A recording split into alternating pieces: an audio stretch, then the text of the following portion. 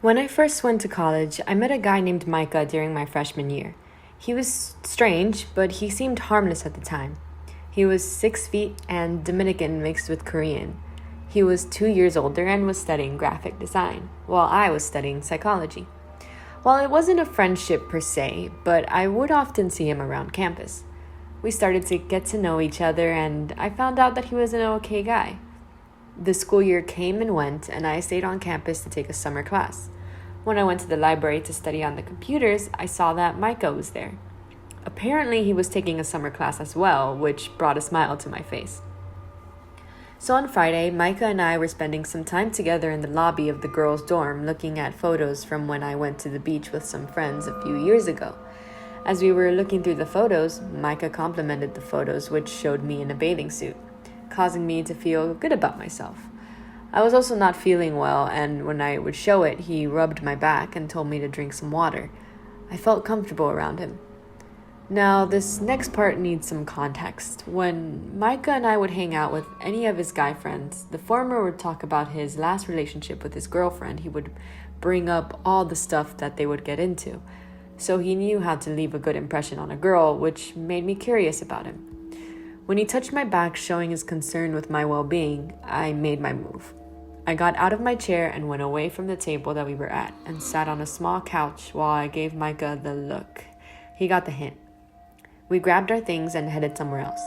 We went to one of the old school buildings, which was already closed, but we just rolled with it. When I look back on it, I remember that it wasn't that bad. Suddenly, Micah began to act weird, and when I mean weird, I mean strange. He confessed that he had a crush on me, which made me take a step back. He tried to keep the mood going, but would try to kill it after a few seconds. He would make out with me 1 minute, then try to make an excuse to get his book or to look up at the stars. Eventually, I just told him what I wanted, but he realized that it was time for us to head back to the dorm before curfew. After we got back in time, I went to my room to process what happened before I went to bed. The next day, I was in my room when the front desk worker knocked on my door to inform me that Micah was downstairs and wanted to see me. I got dressed in tight jeans and a sweater while wearing black lingerie underneath. My plan was that I was going to turn him on and then run away as fast as I can. I went downstairs to meet Micah and we headed back to the spot. When we got there, I tried to turn him on, but he wasn't taking the bait.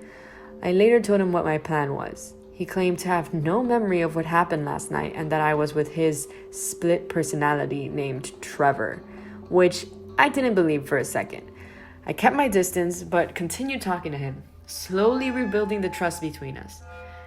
Every time I felt that he earned my trust, I moved closer to him until we were sitting next to each other. We talked until the sun began to set and we decided to head back to the dorm. As we were walking back, Micah decided to head back to the spot, which confused me, but when I saw his face looking at me with the street lamp, it had changed. I felt the blood rush out of my face and I began to panic, which caused me to fall back on the stairs. He reached out to help me up, but I quickly backed away, got up and ran towards the dorm. I felt betrayed and like a fool. He ran after me yelling that it was him, but I was done listening to his excuses. I knew that I couldn't outrun him, but I also noticed that the campus security was behind him, so I quickly thought of something and saw a mouse hanging on the ledge of a wall looking down, which actually gave me a pause. When he caught up to me and saw the mouse, it also made him do the same. When the security guard came, Micah tried to get rid of him, but the former saw it and decided to escort me back to the dorm despite his protest that things were fine. Before I left with the security guard, I basically told him that our friendship was over. A week later, Micah tried apologizing to me with letters and speeches, but I ignored him. When I returned home, I told my mother what happened between us, and she told me that she'll deal with him.